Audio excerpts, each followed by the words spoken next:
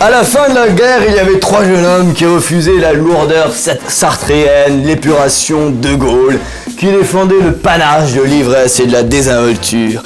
Ils avaient pour maître un vieux monsieur infréquentable qui s'appelait Paul Morand. Il s'appelait Antoine Blondin, Roger Nimier et Jacques Laurent. Et ensuite a rejoint Bernard Franck.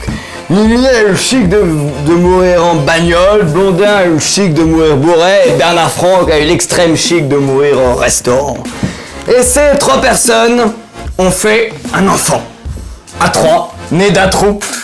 Ils ont fait un enfant qui est un des plus grands critiques de cinéma français, un auteur d'une 60aine d'ouvrages, qui, toute sa vie, a défendu la conception de la vie comme un jeu, comme des noces sans contrat, notarié du tragique et du comique. Advienne que pourra, on se sera bien amusé. Et c'est pour ça qu'on est ravis de recevoir ce soir quelqu'un d'odieux, d'insupportable, de cynique, de léger qui a tous les défauts, et c'est donc votre seule qualité. Éric Nehoff, bonsoir. Bonsoir. Alors vous m'avez dit que vous n'avez pas publié 60 livres. Non, mais ça viendra. Vous avez publié un, non? J'aurais aimé. Ouais. Non, mais vous oubliez parmi mes pères, Michel Déon. Ah oui, et parmi les hussards, ouais, aussi. Mais j'ai oublié un hussard. Ben ouais, bravo, oui, ça mais commence bien. Il est mal mort. Il est pas mort de façon drôle. Il ne mourra jamais, mais... Il est mort dans son lit, donc c'est pas drôle. Il fallait que vous voulez qu'on meure dans le lit de quelqu'un d'autre? Bah surtout, on va tous mourir ici. Ouais. Bonne nouvelle. J'ai un invité qui a fait une crise cardiaque pendant l'émission. Bah, je le comprends. C'était le seul moyen de s'en tirer. Il était directement de l'émission à l'hôpital. Ah bah ici, rue Jacob aujourd'hui, la Réa demain. Évidemment, et Sainte-Anne après-demain. Ah bah, non, ça c'était hier. J'en sors aussi là. Ils m'ont dit que c'était bon pour la cure. Moi, ils m'ont dit, vous n'êtes pas encore tout à fait stable dans l'état, on vous laisse une journée de permission. Je vois. Alors, France Culture indique votre dernier ouvrage qui s'appelle Notre très cher cinéma français. Vous avez fait un grand jeu de mots? Oui, je peux faire pire. Hein. Ouais, je crois que c'est votre meilleur jeu de mots, non? Dans les titres, oui. Ouais, ah non, il y en a un autre. Ah, c'est lequel? Un bouquin sur Sinatra, Histoire de Franck. Ah, vous avez fait l'école du rire, non? J'aimerais encore, mais laissez-moi quelques espoirs. Alors, France Culture a dit de ce bouquin, qu'une jeune fille est en train de lire, que c'était un livre patriarcal sur le cinéma, qui voyait les réalisateurs comme des prédateurs, les actrices comme des proies, les critiques comme des pornographes et les spectateurs comme des voyeurs. Est-ce que vous êtes Guy Georges, Éric Nehoff? Pourquoi il filmait ces meurtres? Il pourrait. Ouais. Non, mais je savais pas que France Culture avait dit ça, mais c'est très bien. Là. Être démoli par France Culture. C'est la meilleure critique du monde. Ah bah, est-ce que vous assumez tout ce qu'ils disent? Non, parce que ce sont des mots que je ne comprends pas. Pornographe, patriarcal. Voyeur? Ah bah au cinéma... oui, c'est ça. Au moins, il y a une chose... C'est même pas une excuse, c'est une évidence. Et alors, Mediapart dit encore pire de vous. Il dit que vous avez un grand défaut. Vous êtes, paraît-il, transphobe. Bah, alors là, je ne sais pas du tout ce que ça veut dire. Transparent? Bah, vous êtes transparent déjà, mais vous êtes transphobe, paraît-il. Mais ça veut dire quoi? Expliquez-moi. Moi, je ne sais pas, mais je répète ce que dit Mediapart. Au masque et la plume, parce que vous êtes fait je n'aime pas les gens qui transpirent. Voilà, c'est ça. Je sais pas. Les gens qui sont vous luttez contre les odeurs. Alors, et vous avez même été un petit peu au prix de justice, parce que là, on fait toutes les affaires criminelles et après, on passe à vos bouquins. Parce que quand Françoise Sagan, qui était, tout le monde sait qui est Françoise Sagan ici, a eu des énormes problèmes fiscaux, vous avez monté une sorte de comité de défense pour défendre Françoise Sagan. Oui, parce que comme c'était un des derniers grands écrivains français, je trouvais honteux qu'on la harcèle à cause de ces histoires d'impôts, que Chirac n'ait rien fait. Déjà, Chirac a fait beaucoup de bêtises, supprimer le service militaire et ne pas défendre Françoise Sagan à l'époque. Et j'ai été étonné que pas mal d'écrivains aient refusé de signer cette pétition, qui est la seule pétition que j'ai jamais faite dans ma vie, pour la défendre et dire effacez-lui sa dette. Donc, y avez-vous la pétition? Oui, on était quand même quelques-uns, mais sans aucun résultat. Et qui a refusé? Je vous dirais pas. Dites les morts. Oh non, bah, au contraire. Indique les jeunes. C'était des amis à elle. Massimo Gardia. Non, on a dit qu'on prenait des écrivains. Alors, vous vivez une existence terrible, Eric Neuf. Ah bah, Vous êtes en Ça se dépression. Vous êtes au bord du suicide. Parce alors, que dépression, voilà aussi un mot que je n'ai jamais compris. Je ne sais pas ce que c'est que la dépression. Quand Moi non les plus. gens disent il est en dépression, mais ça veut dire quoi ça? moi, j'ai jamais compris. On me dit que je suis un peu excité. Ouais, mais bon, c'est pas... C'est comme les gens, quand vous êtes excité, ils pensent que vous êtes... Quand vous n'êtes pas dépressif, ils pensent que vous êtes cocaïnomane. Mais le cumul n'est pas interdit. J'ai jamais hein. pris ces trucs de ma vie, mais bref. Alors, Ah oui, non, jamais une ligne, vous. j'ai jamais... J'ai vu. J'ai jamais pris une ligne de ma vie. Jamais lu une ligne non Ouais. plus. Ah non, en fait, vous tapez... Il y a 250 films qui sortent par an. Français. Et vous devez vous en taper 200. Oui, parce que je suis Bon. un peu paresseux, et puis au bout du rouleau... Et alors, ça fait quoi de se taper les 200 films qui sortent? Ah bah c'est décourageant, hein. C'est plus ce que c'était, comme on dit. Non, mais je résiste, hein, parce que j'ai un estomac d'autruche. Et puis le problème, c'est qu'à chaque fois qu'on est vraiment prêt à jeter le gant, c'est le miracle du cinéma, il y a un film épatant qui sort. C'est qui le pire? C'est peut-être Philippe Garrel, enfin il y en a plein. Mais... Ouais, mais le pire qu'il y a des spectateurs.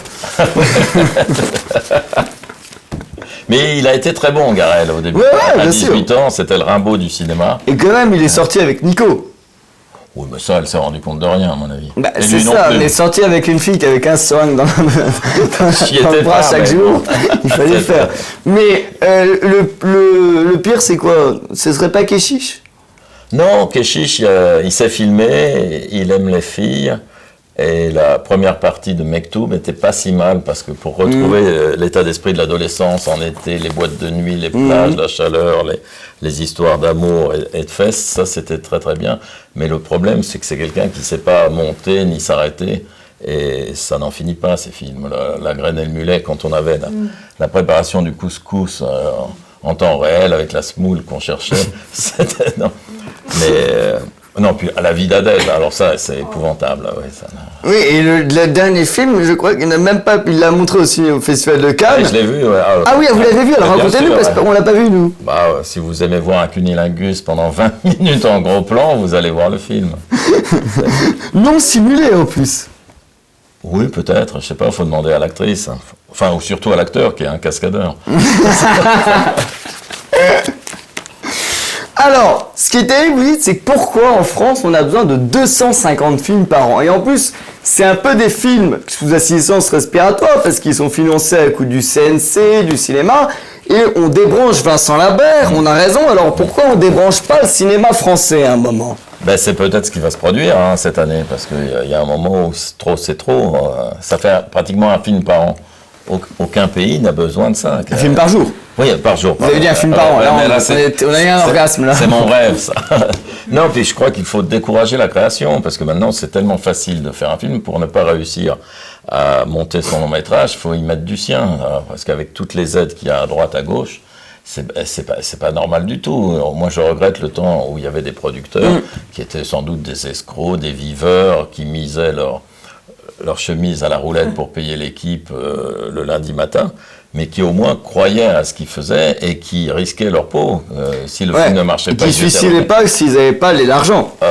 Certains, oui, certains l'ont fait, oui, mais alors qu'aujourd'hui, le producteur il se contente de décrocher son téléphone, d'appeler les chaînes de télévision, le CNC, les régions, et puis de gonfler le budget pour s'en mettre dans la poche au passage. Les cahiers du cinéma, on dit que le pire film de l'histoire de l'humanité, c'était Le jour et la nuit, de Bernard-Henri Lévy, ce qui est absolument génial, car il fait comme un film avec Lorraine Bacall et Alain Delon, qui sont comme peut-être les deux plus grands acteurs, et il fait le pire film. Est-ce que vous êtes d'accord? C'est peut-être pas leur plus grand film, cela dit, mais le fait que les cahiers du cinéma trouvent que c'est le plus mauvais film du monde, ça donne envie de le réévaluer. Et c'est ce que parce que c'est Jean-Paul Antoine qui a scénarisé le film. J'avais pas vu qu'il y avait un scénario, mais c'est pas grave. Jean-Paul Antoine a scénarisé le film et m'a dit non, j'ai pas fait un mauvais film. j'ai fait le pire film et je suis d'accord. Et c'est mon titre de gloire. Et Emir Kusturica a repris sa carrière après avoir vu le film. Bah, c'est pour ça que je leur en veux d'ailleurs aussi, parce que je ne supporte pas Kusturica. Oui, qui fait des films bien regardables. Bah surtout que ni queue ni tête, ni chat, ni chien, je sais plus comment ça s'appelait là. Ni queue, ni tête, ni chien, ni queue. Mais non, il y a un film qui s'appelle Chien et chat, ou je sais plus là. Chat noir, chat blanc. Ah ouais. Mais c'est à cause de ce film. Si, il a fait un de ses premiers films qui était très joli, à la Truffaut, Papa est en voyage d'affaires. Mais ensuite, le problème, c'est qu'il a écouté les critiques et qu'il s'est pris pour un génie. Et ça, c'est très dommageable. Et après, il allait me construire des maisons en bois en Poméranie. Ah bah ça, c'est très bien. Ah, ça, vous êtes pour? Ah bah je suis pour. C'est snob? Non, un cinéaste qui sait faire quelque chose de ses mains, il n'y en a pas tant que ça. Demandez à Ozon d'aller construire une cabane. Moi, je pense que c'est important, c'est que Ozon construise des cabanes, quoi. Après. Tous ces cinéastes vont finir en cabane, à force. Alors, ou au cabanon, même, pour certains. Au cabanon, oui. Alors, vous avez eu un traumatisme d'enfance, parce qu'en fait, vous avez vécu dans les années 70. Oui, parce que mon père ne m'a pas violé, alors je me sentais très démuni dans la cour de récréation. J'avais l'air d'être un On va avoir un procès à la fin de l'émission. Mon père est mort. Hein. Ah, heureusement. Non, parce que vous avez été traumatisé, car vous avez connu le plus grand cinéma, en fait, toute votre enfance. Et dès que vous devenez un peu plus vieux, le cinéma s'arrête. C'est à la mort de Truffaut. Et la fin définitive, c'est la sortie du Grand Bleu.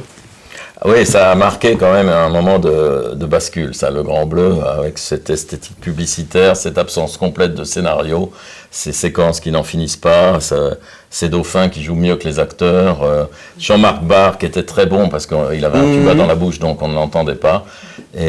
Mais cela dit... Vous savez que Flipper le dauphin s'est suicidé. Bah, donc, il avait vu le Grand Bleu. Il avait... Donc n'attaquez pas les dauphins. Non, mais je n'attaque pas les dauphins. Il y a même un livre très très bien de Robert Merle sur les dauphins qui s'appelle « Un animal doué de raison ». C'est vrai. Qui a donné lieu à un film de Mike Nichols qui n'est pas terrible, malgré la présence de George Scott. C'est pour ça que Flipper le dauphin, vraiment, le dauphin qui joue l'acteur, le Flipper s'est suicidé parce que les dauphins sont très intelligents. Et il s'est suicidé parce qu'il était exploité. Ah bah il a vu ses feuilles de salaire. Et puis il a vu ses films. Non mais vous dites c'est terrible cette époque parce qu'on compare Zaya qui a fait un chef-d'œuvre, Une fille facile qui est un film surtout pour ses dialogues, c'était du William Shakespeare ou du Chateaubriand. Non mais là encore, c'est Rebecca Klosowski, toutes ces filles là qui nous bassinent leurs histoires et qui rameutent cette fille-là pour faire parler d'elle, parce que c'est bien joli de prendre Zaya, de nous faire croire que c'est Brigitte Bardot, mais on sait quelle est sa carrière et on a vu ce qu'elle avait fait après. Rien.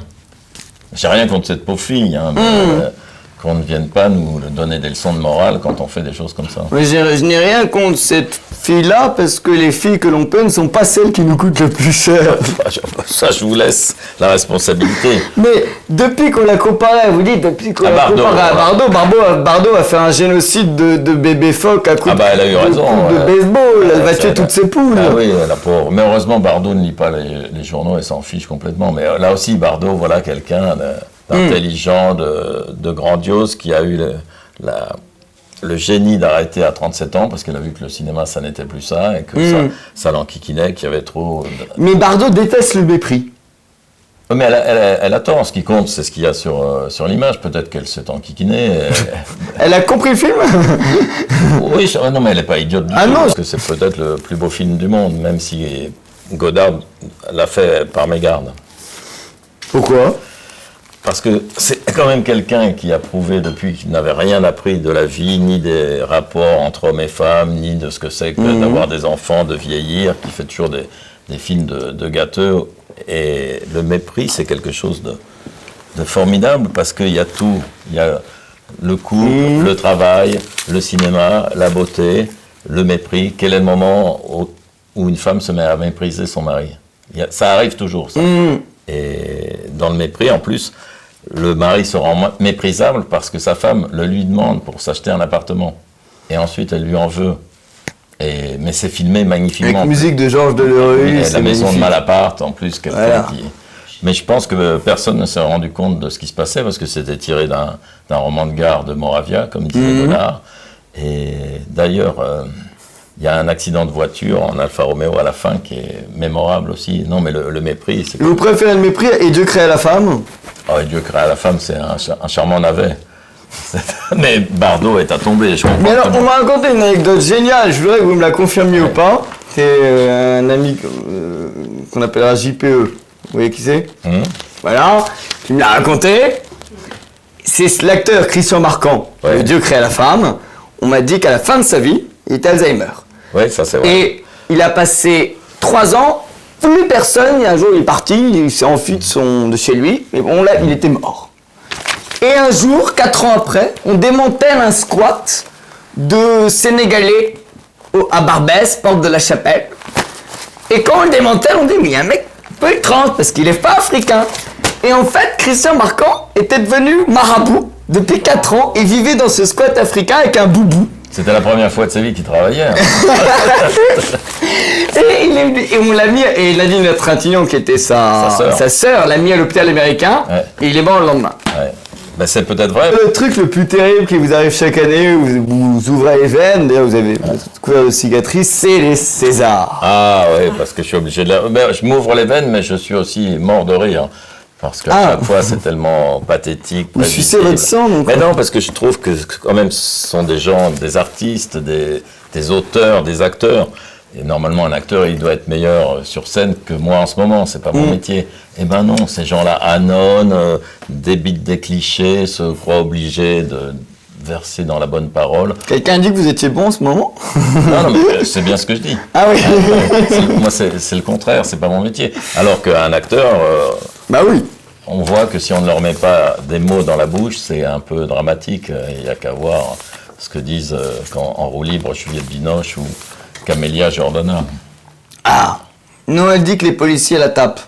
Non, elle tape. Vous, est-ce qu'ils vous tapent? J'en rencontre assez peu, moi. Parce que Blondin, donc, vous étiez un des plus proches amis, non? Non, je le connaissais, mais pas tant que ça. Lui, il avait fait, je crois, que ça, 70 gardes à vue. Oui, mais il demandait que ça. Vous en avez fait combien, vous? 1. Moi, 2. Ah, bah bravo. Un plat de couture. Ridicule, moi. Ridicule. Honte à vous. Mais passé à tabac, moi. Et moi, détention préventive. Ah. Et c'était pourquoi votre garde à vue? C'était suspicion d'usage de stupéfiants alors que je n'ai jamais fait quoi que ce soit. Non, c'était un crétin qui était avec nous qui avait... Je ne savais même pas que ça existait. C'était Frédéric B? Non, c'était à Toulouse. De l'huile de hashish. Ah ouais? Je ne sais même pas ce que c'est. Eh ben. Eh oui. Et comme j'étais le seul Parisien de la bande, on a cru que j'étais le dealer. Et vous avez une gueule de dealer, faut le dire. Ouais. Tout de suite, je vous vois, je vous demande de l'ecstasy, quoi. J'avais une vieille 4L à l'époque, elle était tombée en panne à 30 km de Toulouse. Quand je voulais remonter à Paris, elle était au garage là-bas, et j'avais sur moi un numéro de téléphone qui était celui du garagiste de Pompignan. Et les flics me disaient, ça c'est le numéro de ton dealer. Voilà. Moi j'ai déjà été arrêté en état d'ivresse sobre. Ils m'ont fait retirer. Vous me montrerez comment vous faites. Sans avoir bu de goutte, et ils m'ont fait tous les tests, les prises de sang, maintenant ils ont dit c'est pas possible. Vous avez non, mais il y a une grande 0. technique si vous vous faites arrêter en voiture. C'est quoi? Vous descendez, vous prenez une bouteille et vous la videz cul sec. Et on ne peut pas prouver que vous étiez sous avant. Ah, bah voilà. Oui, mais vous êtes à 5 grammes quand vous faites les tests. Ben, vous en fichez. Ah. Vous êtes plus au volant. Vous avez fait cette technique-là? Non, parce que je conduis plus maintenant. Alors, vous dites le thème dans le cinéma français, c'est que ça ressemble à Anne Hidalgo, qui est redevenue maire hier. Donc, vous avez vu, on est au cœur de l'actu, on est devenu BFM TV, nous, là. On a fait exprès, là. On est en grève. On n'est pas... On n'a jamais travaillé, donc on ne peut pas être en grève. Vous dites le cinéma est devenu sectaire, revêche, sans grâce, arrogant et de mauvaise foi. Oui, beaucoup, je trouve. Et puis surtout pas professionnel. Quand on regarde les films, on se dit, mais qui sont les gens qui ont fait ça? Ils ne sont pas destinés à ça. C'est mal écrit, c'est pas bien joué, c'est mal éclairé. Et moi, quand on voit, mais même les films qu'on trouvait un peu ridicules dans les années 70, des petits polars, des trucs comme ça. Mais aujourd'hui, on aurait ça, on applaudirait. Et là, aujourd'hui, mais tout est mal fichu, pas nécessaire. Mais ça aussi, c'est parce que c'est fait pour alimenter les chaînes de télévision et que sur un film, plus personne ne prend le moindre risque. Alors, dans ce cas-là, je comprends. Est-ce qu'il y a quand même un pote à vous, enfin, je crois que c'est un ami à vous, que vous aimez beaucoup, qui filme ses films à l'iPhone, c'est Claude Lelouch. Bah, il paraît qu'il a fait comme ça le dernier, mais Ouais. je suis sûr qu'il saura le faire parce que lui, c'est quelqu'un pour qui la caméra a été inventée, à moins que ce ne soit l'inverse. Quand on voit sa façon de filmer et puis d'écrire des dialogues qui sonnent toujours justes, vous voyez là. Puis c'est un gars qui a vraiment des idées de cinéma. Revoyez la fin de La Bonne Année, ça, il y a une trouvaille qui ne peut pas être dans un livre ni nulle part. C'est une idée de cinéma pure et c'est vraiment formidable. Et Vivre pour vivre aussi, la fin dans la neige, c'est quelque chose de... Et de tous les vivants, le seul que vous mettriez pas, à qui vous transmettrez pas le Covid, c'est Claude Lelouch. Bah, parce que lui aussi, quand il ne sera plus là... À part Deneuve. Deneuve et Ouais, mais Claude Lelouch. Deneuve n'est pas réalisatrice, mais... Ouais, mais en Non, mais réalisateur... Lelouch, il y a une œuvre, Ouais. mais ça se dit pas, ça, parce qu'il n'a pas sa carte, le malheureux. Il se fait toujours piétiner. Il a fait des films qui sont pas toujours bons, mais il en a fait qui étaient vraiment impeccables. Puis surtout, on sentait la joie de faire ça. Que pour lui, c'était vital et que ça lui faisait plaisir, qu'il était né pour ça, le gars. Alors pourtant, je comprends pas que vous disiez du mal d'Anne Hidalgo, parce que Alain Delon avait dit que Anne Hidalgo avait énormément de charme, qu'elle l'appréciait énormément, et que c'était une des personnes en France qui l'appréciait le plus. Oui, mais c'est Est-ce qu'il a Alzheimer? c'est quelqu'un de galant. Ah. Et puis il a tourné dans Le Jour et la Nuit. Non, Et est-ce que ça prouve qu'il a perdu la tête? La WC a été trop forte. non, mais Delon, là aussi, la filmographie, quand vous regardez ça, c'est accablant. Tellement il y a de chefs-d'œuvre. Le type est Et formidable. surtout, Delon a toujours su se renouveler. Oui, Ce que non. n'ont pas fait beaucoup d'acteurs. Ouais, non, c'est pas facile pour des types C'est comme très ça dur. qui ont connu les plus grands de se retrouver aujourd'hui. Pour qu'il en soit à dire qu'il voudrait tourner avec Polanski ou Luc Besson, ça, ou Lisa Azuelos, c'est comme ça qu'on dit, bah, c'est qu'il y a quelque chose qui va plus. Bah, il y a eu 3 AVC quand même. Non, non, dans le cinéma français. Ah. J'ai cru dans Delon. Non, non, Delon. C'est ça dont je voulais vous parler. Vous dites qu'il y a une vraie raison pour laquelle la France va mal, c'est pas les gilets jaunes, c'est pas la montée du Front National, c'est pas la pauvreté. C'est qu'Isabelle Huppert est considérée comme la plus grande actrice française. Et là, ça veut dire qu'on va mal.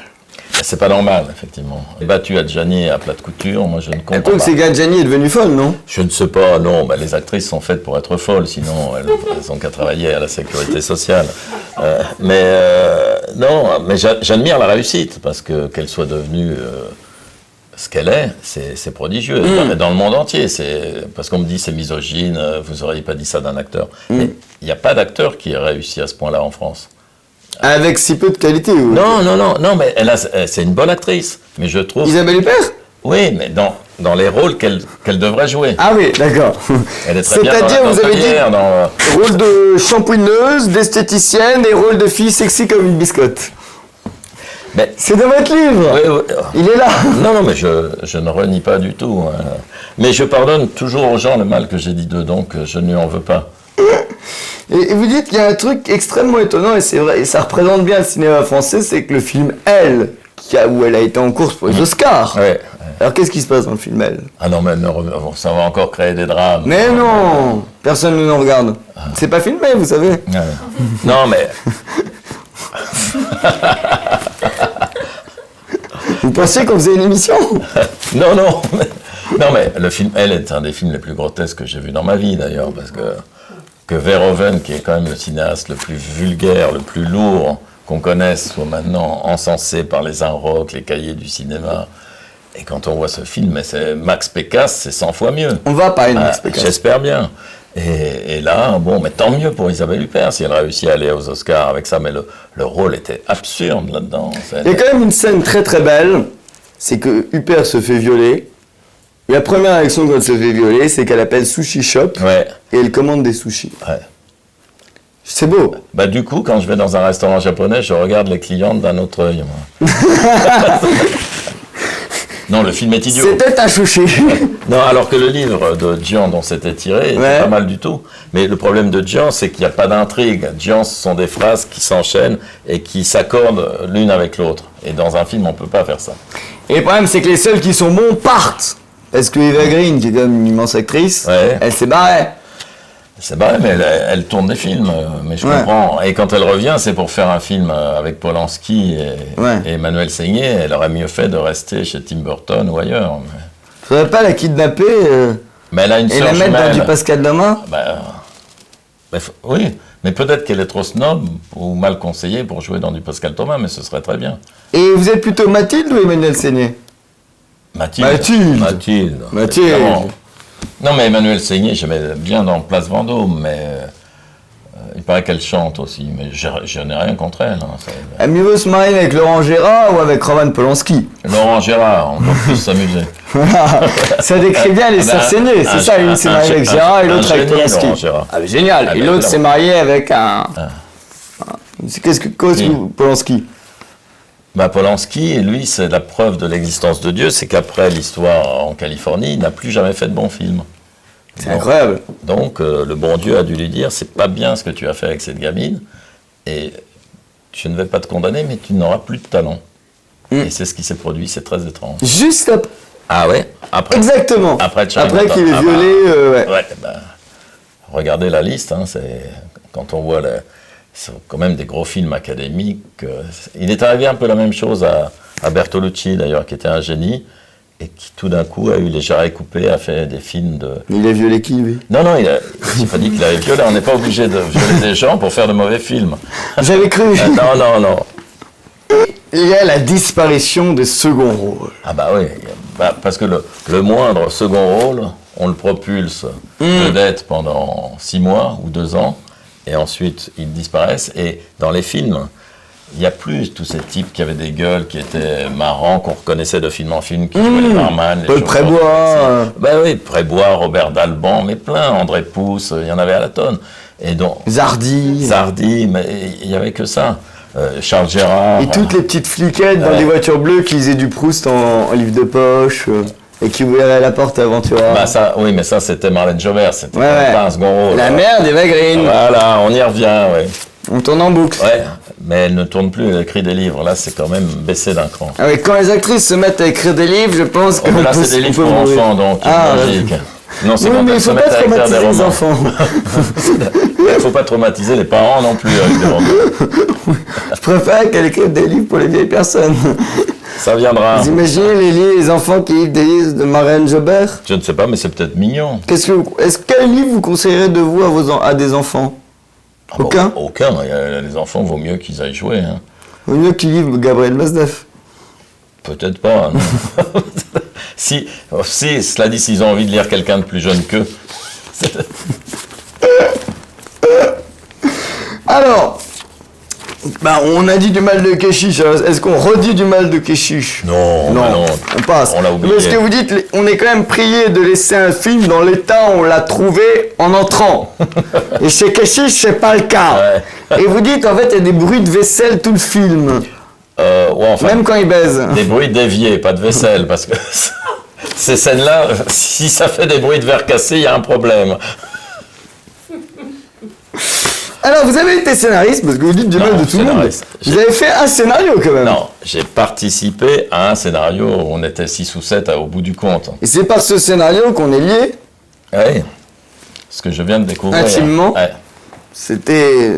Parce que c'était quelqu'un qui a vécu ici, qui était notre plus grand ami. C'était Raoul Ruiz, qui n'est pas très connu. Les âmes fortes. On est en train de perdre 500 000 auditeurs, là.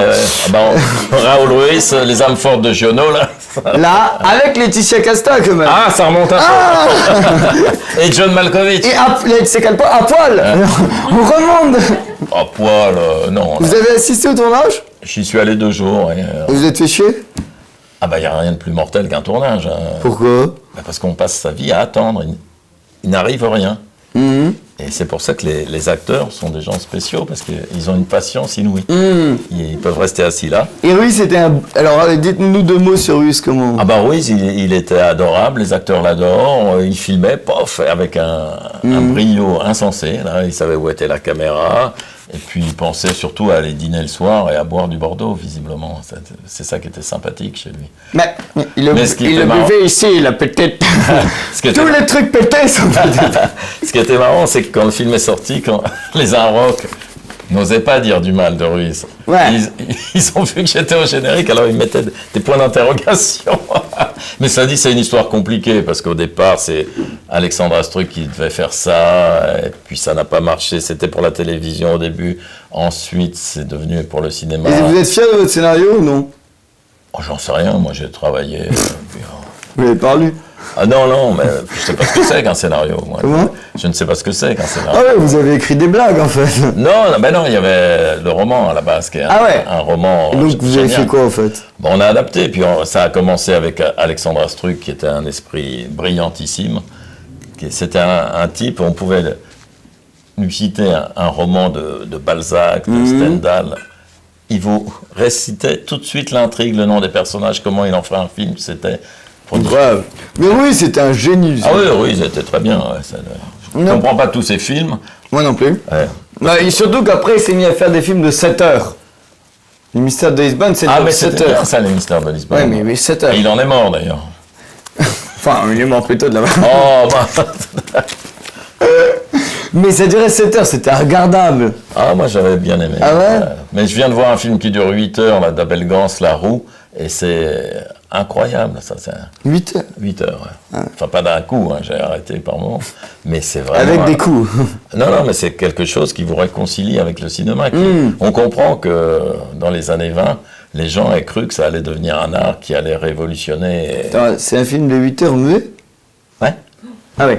Ah bah ouais. Ah non, parce qu'Eric Neuf regarde des films de 8 heures muets et en noir et blanc. Ouais. En fait, vous êtes masochiste. Non, Vous êtes SM. au contraire, j'aimais beaucoup ça.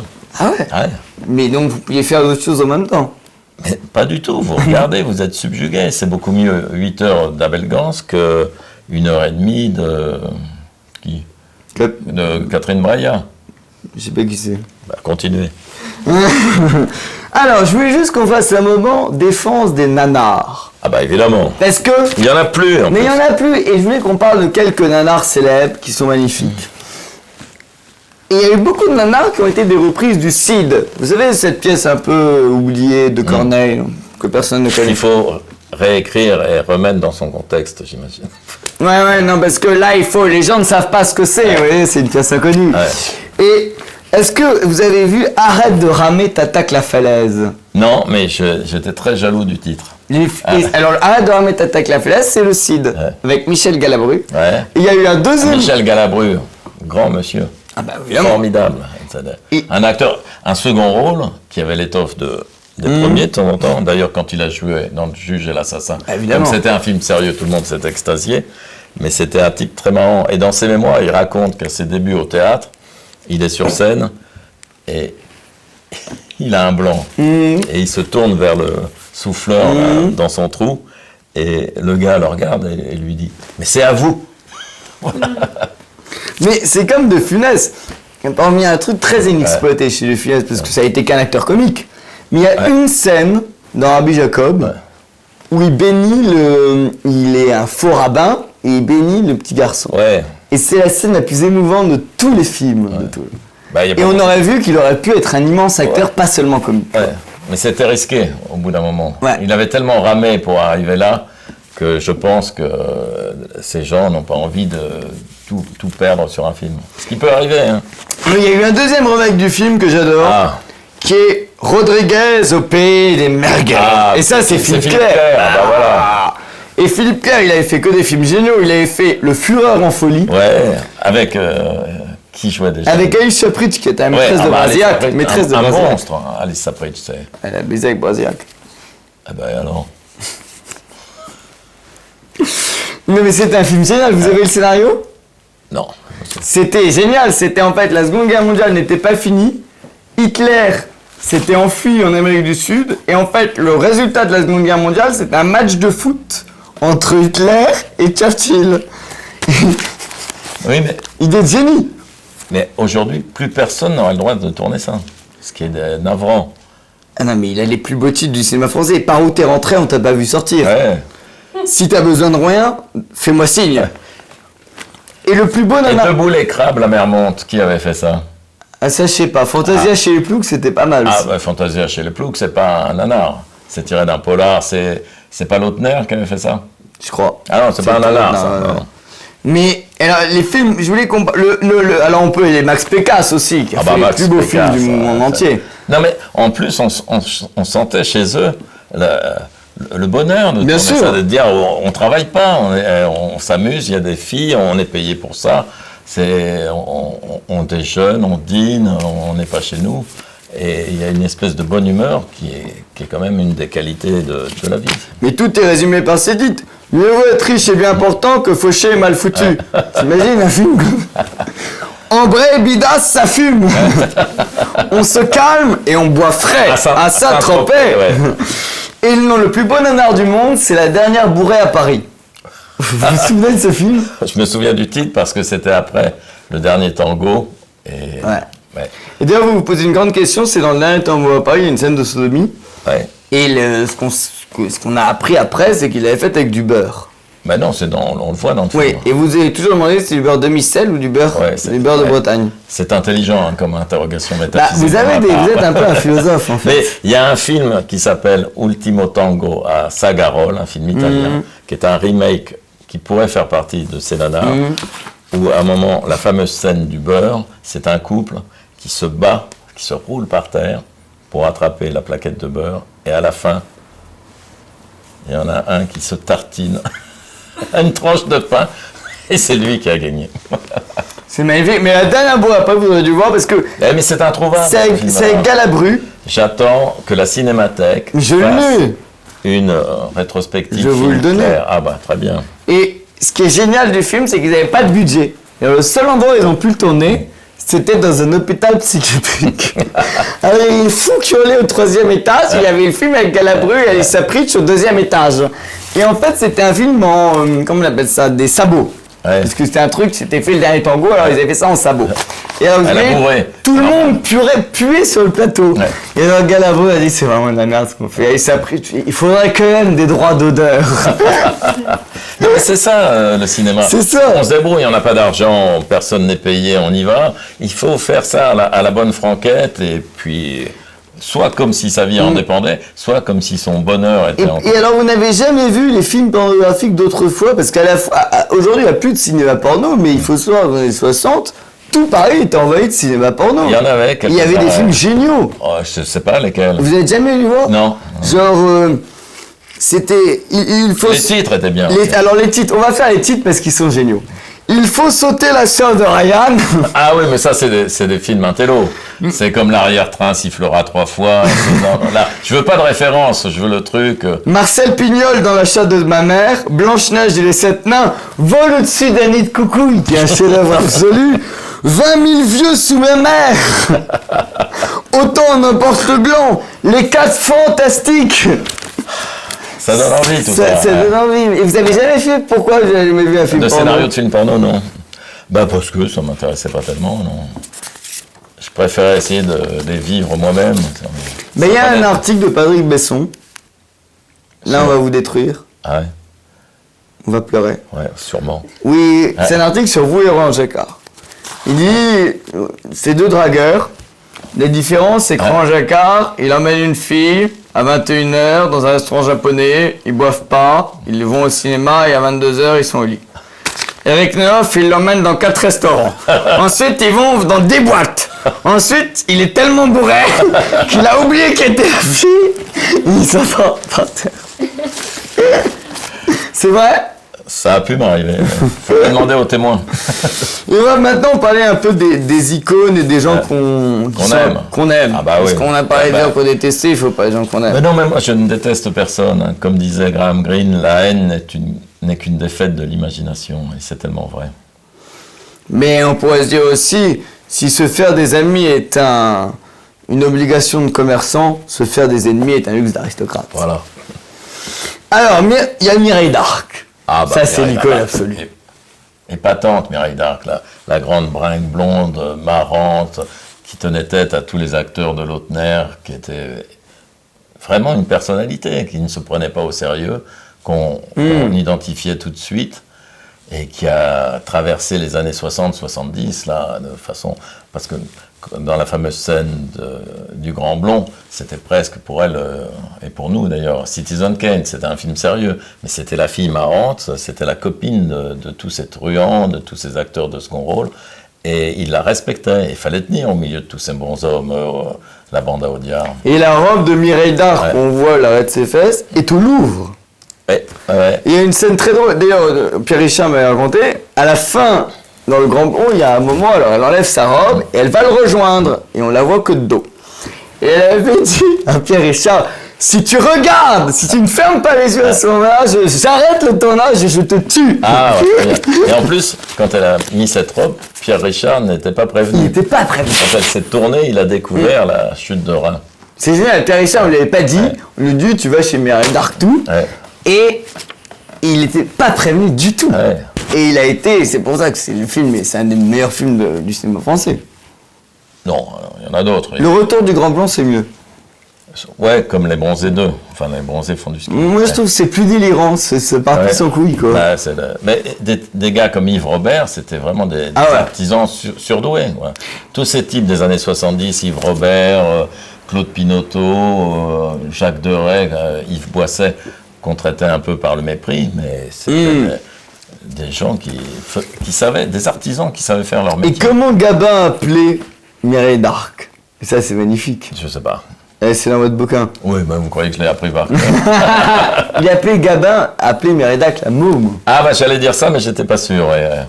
C'est plus beaucoup mieux. Elle parlait comme du Audiard, et elle avait tout fait. Elle avait fait l'épouse de Jean Lefebvre, elle avait fait la maîtresse de De Funès, elle a même fait un striptease dans Fantasia chez Plouc, elle a joué une escort girl dans Le Téléphone Rose, elle a tué Claude Brasseur à coups de rasoir dans Sainte-Glace, elle pouvait tout faire. Oui. Non, puis on sentait sous ce petit minois marrant une malice, une intelligence, et puis là aussi, le plaisir de ne pas travailler. De ne pas être au Monoprix derrière une caisse, et ça se sent dans les films. Il y en avait un... Et surtout de ne pas se prendre au sérieux, ce qui est la plaie totale. Il y en avait un qui est un peu ce que Roland Barthes appelait un appel de fiction. Oh là là, je vais y aller. Vous préférez les mythologies de Marthe au mytho. Ah non, pas la blague. Non, mais c'est bon, allez-y. Non, mais c'est déjà... Je reviendrai en deuxième semaine, je sens. C'est qui en deuxième semaine? Je sais pas. Pour l'after. Vous avez vu qu'on était dans un sauna. Ouais. Et tout le monde est à poil autour de nous. Alors non, mais c'est des gens avec qui on passe une heure, qu'on ne connaît même pas, qui n'ont pas forcément un intérêt, et on a envie d'écrire un roman dessus. Et le plus beau, le plus merveilleux entre eux, c'était Maurice René. Ah bah ouais. Il faut raconter qui est Maurice René. Mais je n'ai jamais passé une heure avec lui, hélas, mais Maurice René, c'était un acteur. C'est le gars qui a réussi à jouer le Feu follet. Ouais.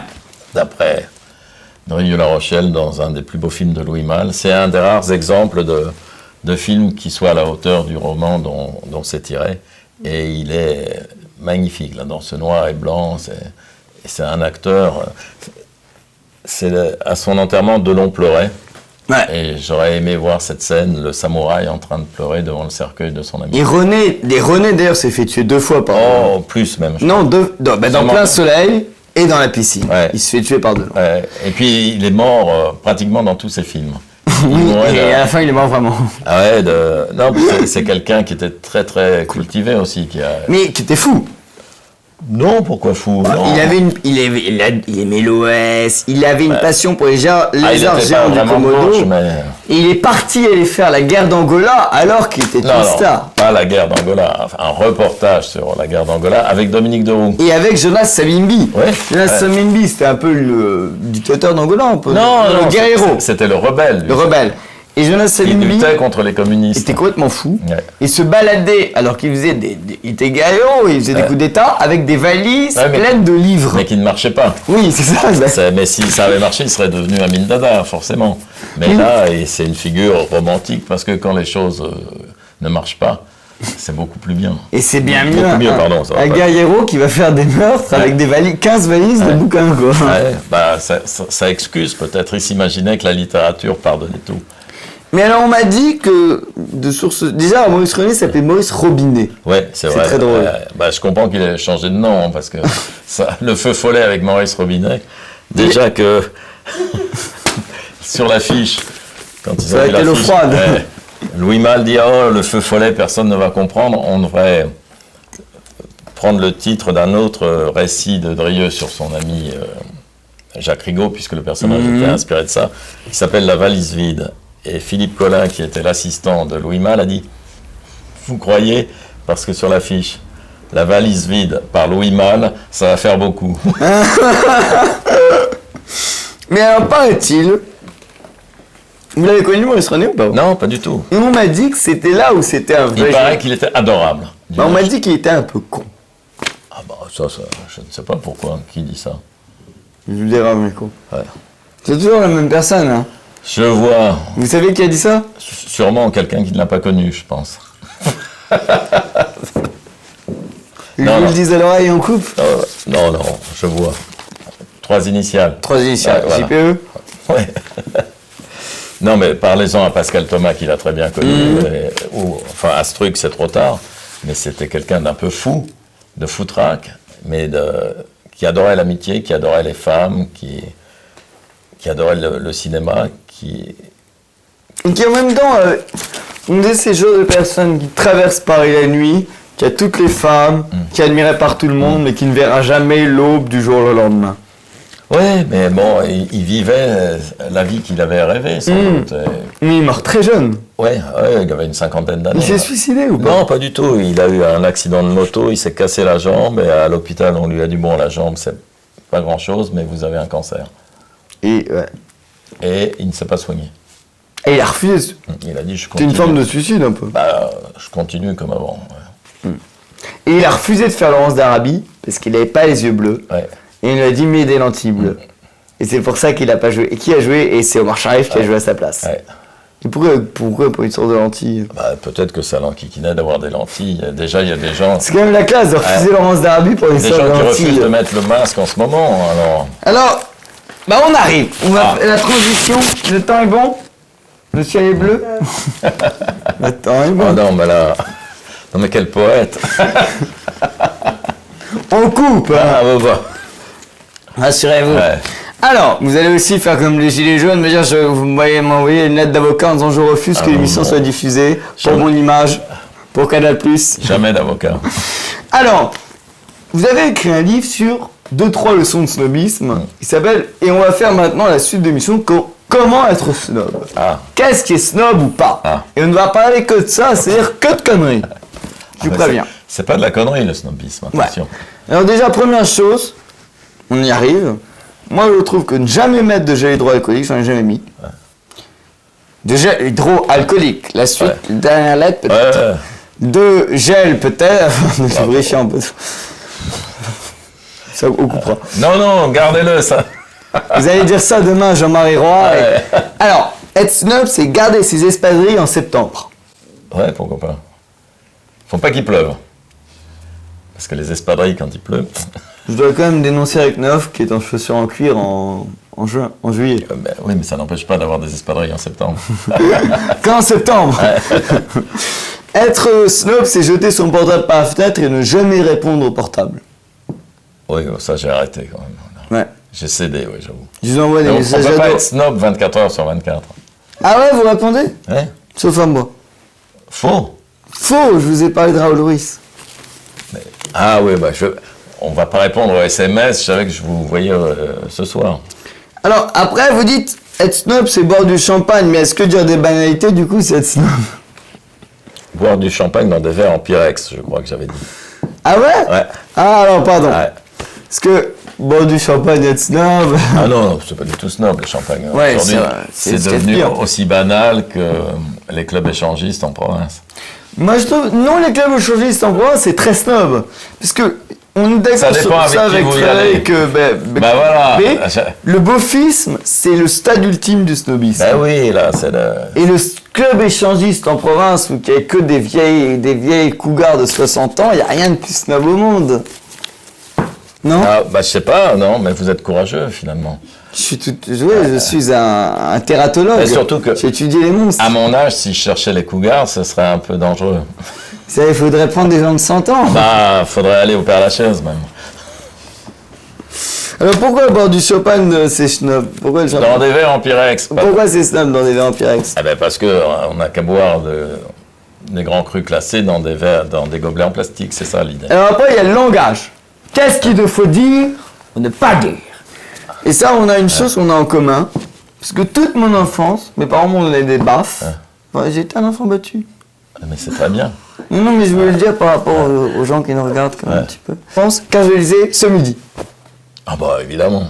Vous aussi? Et Bec Bélé, pareil. Mais ce midi, je ne le disais pas, mais fallait pas dire manger. Il fallait dire déjeuner ou dîner. Bien sûr.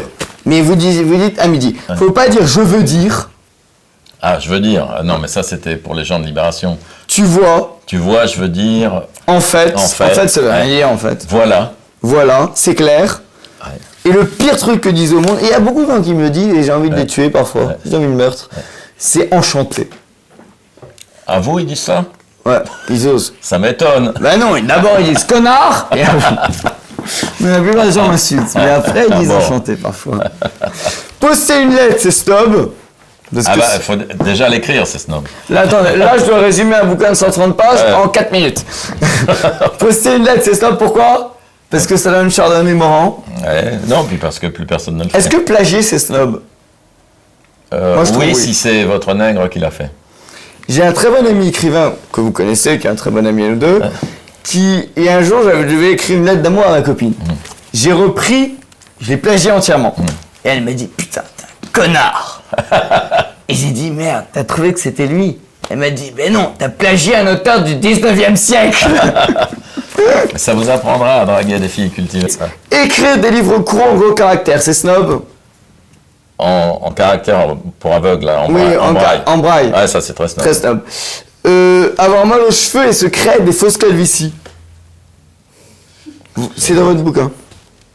Ben, je devais avoir mal aux cheveux quand j'ai écrit ça. Parce que vous êtes sûr que vous n'avez pas écrit ça pour elle parce que j'ai eu un petit doute sur le chapitre.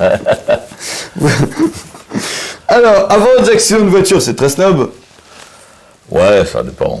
C'était snob dans les années 60. Il n'y en a plus d'ailleurs maintenant. Et d'ailleurs, voiture. un peu votre père, c'est un peu Nimier quand même, non? Oui, j'aime beaucoup Nimier. Et Jean-Marie Le Pen a eu peur une fois dans sa vie. C'est quand il est monté dans la voiture de Nimier. Ouais. Bah, on comprend hein, quand on voit la suite. Non, mais il paraît qu'il conduisait très mal. Il est mort à 30 ans en voiture. Ouais, ouais. Être à côté de la plaque, c'est être snob. Ouais. Préférer Hanouna à Arte.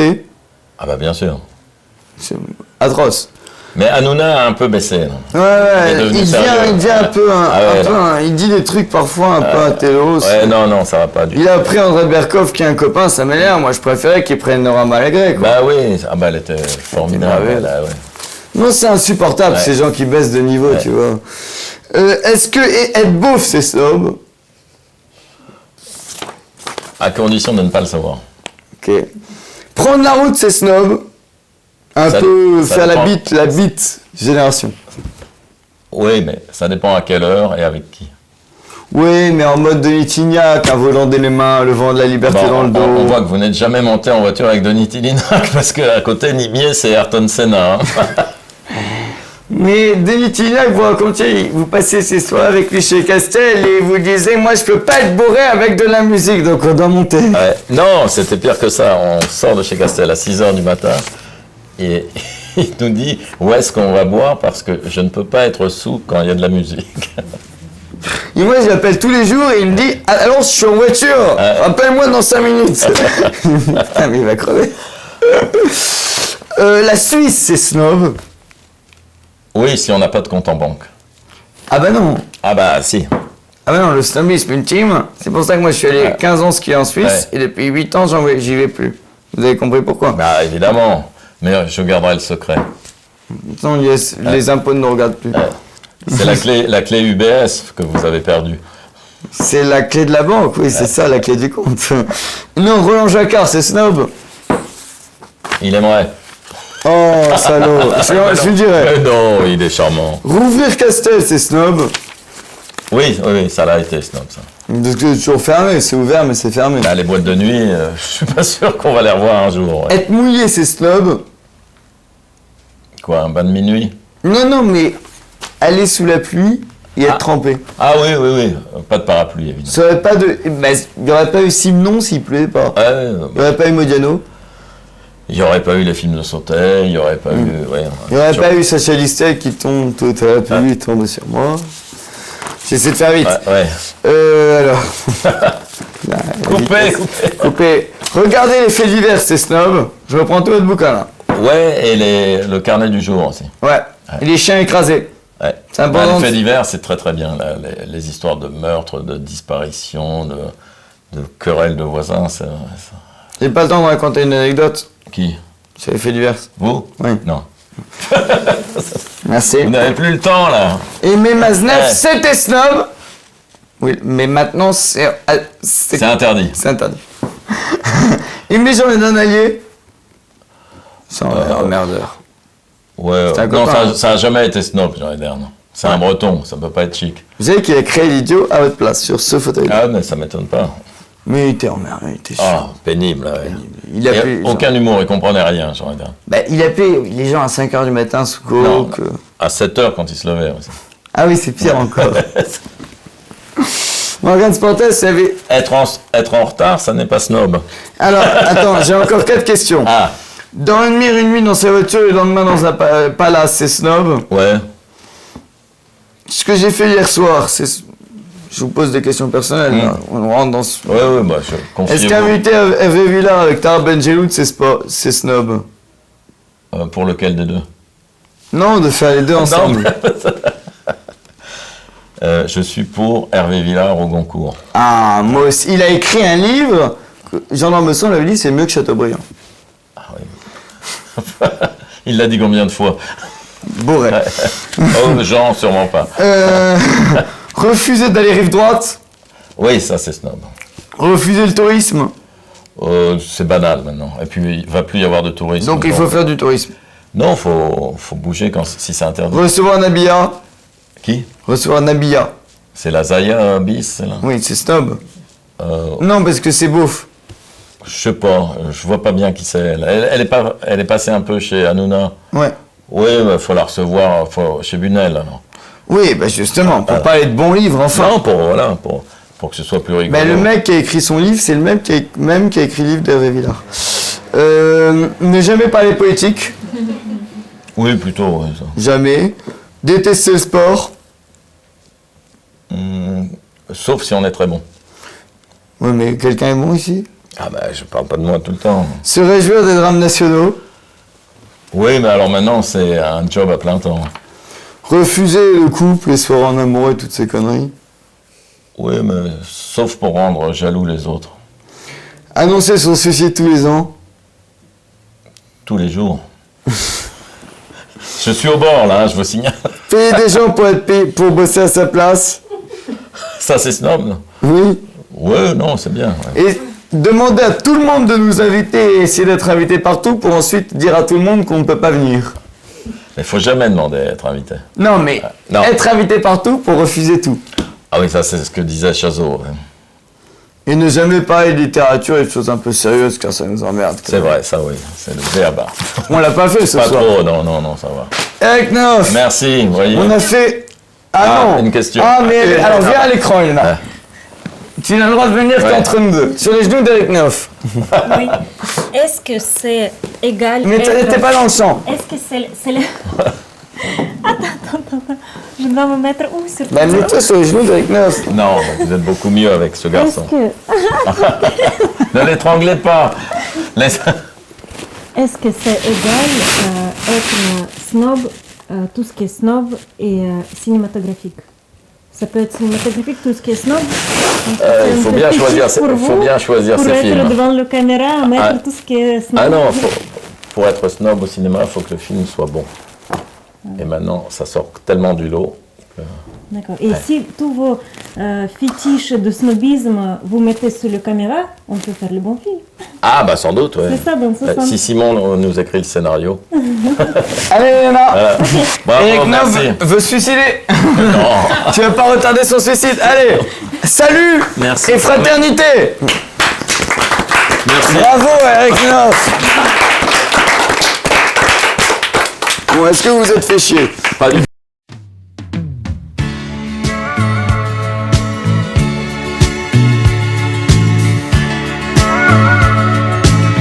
Il faut du temps un homme. J'en connais qui en font 10 tonnes.